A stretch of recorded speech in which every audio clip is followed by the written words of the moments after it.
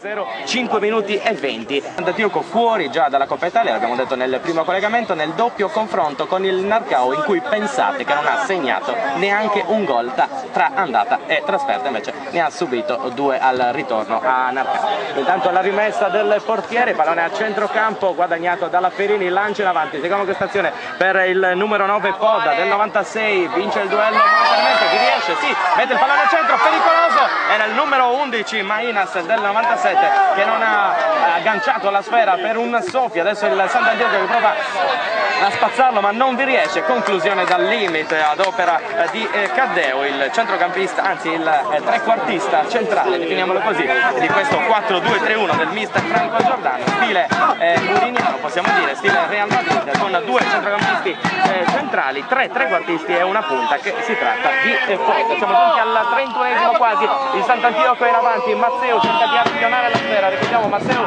classe 97, poi è Piroso del 94, dal limite, seguito sulla destra Friaggio, al suo rientro tra Granata, Friaggio protagonista anch'esso di quella promozione storica 2010-2011 che appunto permise insomma alla squadra Granata di approdare in promozione dopo aver dominato quel girone B della prima categoria, ripetiamo, di 2010-2011, e Friaggio torna quest'anno a vestire la maglia Granata, così come Alessio Nai, che è il centrale difensivo insieme a Marongiu, oggi terzino sinistro, invece solito ruolo di Marongiu e Marco Sinzo. Rimessa laterale del capitano Piga, dunque per la Ferrini, 31esimo e 40 secondi, sempre 0-0 in fase difensiva adesso, la squadra in completo blu della Ferrini, pallone che gravita a centrocampo, riconquistato dal neoacquisto Meloni, e poi con un sinistro a giro ha beffato il portiere Romoli, dunque cambia il parziale a Sant'Antioco, il 33esimo, Sant'Antioco 1, Ferrini 0, gran gol di Lenzu. Il Sant'Antioco qua è sopra di un gol, attenzione alla Ferrini che attaccava, ha provato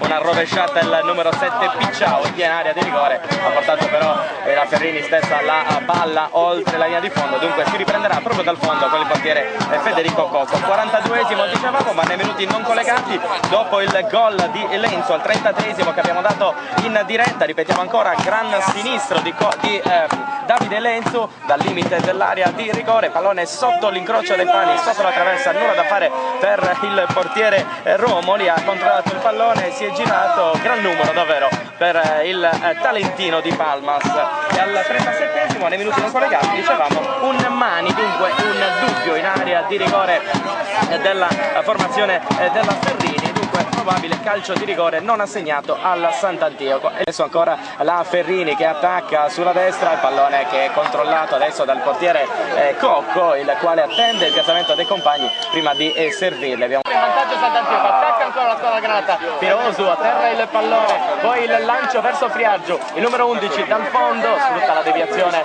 il Sant'Antioco per battere il corner, dunque in questo istante il corner batterà con il piede destro, l'effetto a rientrare verso la porta, tutto pronto, parte Meloni, traiettoria a girare che però esce anche dalla linea di fondo, dunque nulla di fatto. Al 46esimo, dopo un solo minuto di recupero, Sant'Antioco in vantaggio sulla Ferrini, gran gol al 33esimo di Davide Lenzu.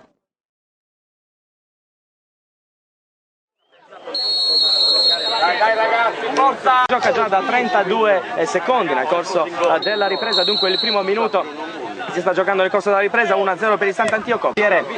Della Ferrini che rimette in movimento il pallone per i suoi compagni della difesa. Vediamo subito ancora gli schieramenti: 4-2-3-1 per la Ferrini di Franco Giordano, Romoli in porta, poi in ordine numerico Murgia, Ledda, Caddeo, Diana, Piga che è il capitano, Picciao, Bonu, Podda, Dessi e Mainas. Per quanto riguarda il Sant'Antioco, Cocco, Federico Cocco in porta, poi Mameli, Sinzu, Pirosu, Lai, Marongiu, Mazzeo, Fabio Meloni, Lenzu, Pilloni e Friaggio con una 4-4-2. Adesso manovra la squadra di Cagliari con il suo completo blu, completo invece Granata, per il Sant'Antioco. Adesso in fase difensiva è il numero 11 Mainas del 97 che prova a scattare, vediamo che arriva un cartellino giallo per un giocatore della Ferrini, si tratta esattamente del numero 10 Cristian Dessì, che si lamenta un po' anche nei confronti dell'arbitro, ricordiamolo, il signor Frau della sezione di Oristano con i collaboratori Cani e Gorni, Cani di Carbonia e Gorni sempre della sezione di Oristano. Adesso si riprenderà con un calcio di punizione in favore del Sant'Antioco, effettuare il calcio di punizione. Battuta a destro con il sinistro, pallone nel tre quarti campo della Ferrini.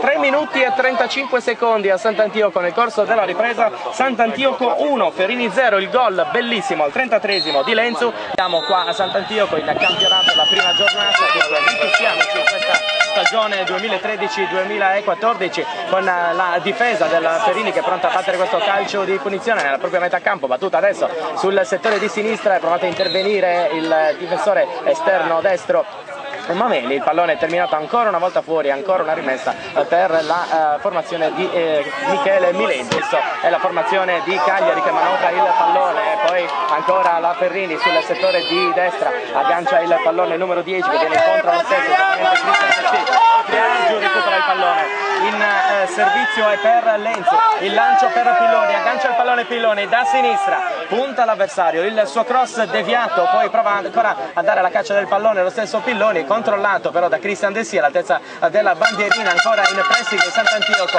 e guadagna una rimessa dal fondo invece la Ferrini. Dunque nulla di fatto, 13 minuti nel corso della ripresa, dunque ancora 1-0 per il Sant'Antioco. Solo il Sant'Antioco pronto a battere questo calcio di punizione al di qua della propria linea mediana del campo con Alessio Laio o Sinzu, vediamo chi andrà a battere, ma probabilmente è Sinzu. Un cambio intanto ancora per quanto riguarda la squadra ospite. Diana, il giocatore del Canio Rosato, che ha sorpreso in elevazione aerea, dunque ha colpito di testa, ha sorpreso il portiere Cocco per l'1-1 della formazione ospite, era il 26esimo. Poi al 33esimo Ferrini sciupona con la Sec spreca mandando fuori un diagonale basso, poteva servire meglio il compagno che arrivava sulla sinistra, invece ha spedito lui stesso il pallone sul fondo. 37 minuti più 25 secondi, sempre 1-1, dunque il Sant'Antioco adesso è costretto a tornare in vantaggio, insomma, da una buona Ferrini, ben messa in campo con questo 4-2-3-1 del mister Franco Giordano. Entrambe comunque in promozione.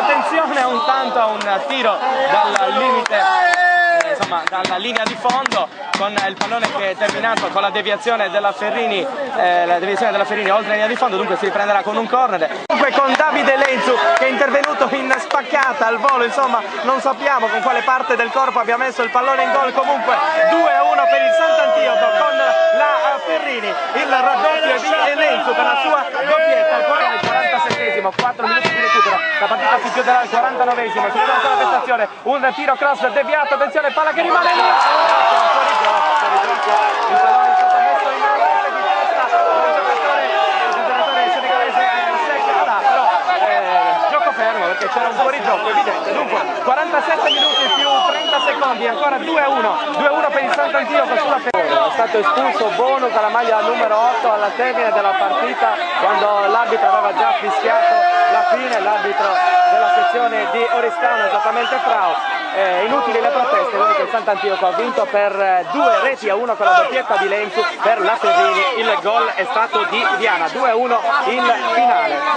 Un 2-1 che forse non era nelle aspettative della vigilia. No, assolutamente non era nelle aspettative della vigilia. Siamo venuti qua per cercare di vincere, credo che l'abbiamo dimostrato in campo con un atteggiamento molto propositivo per tutta la partita. Abbiamo invece incontrato una squadra molto tonica, molto determinata, che ha raccolto tutti gli sforzi fatti, meritando alla fine di vincere l'incontro. Ma comunque sia, non ho niente da rimproverare ai miei giocatori. Una vittoria insperata quella di oggi, non preventivata. Beh, non preventivata no, noi ci speravamo sempre, anche perché sapevamo che la Ferrini era un'ottima squadra. La vittoria penso che sia meritatissima, abbiamo avuto diverse occasioni, considerando la squadra molto giovane che abbiamo.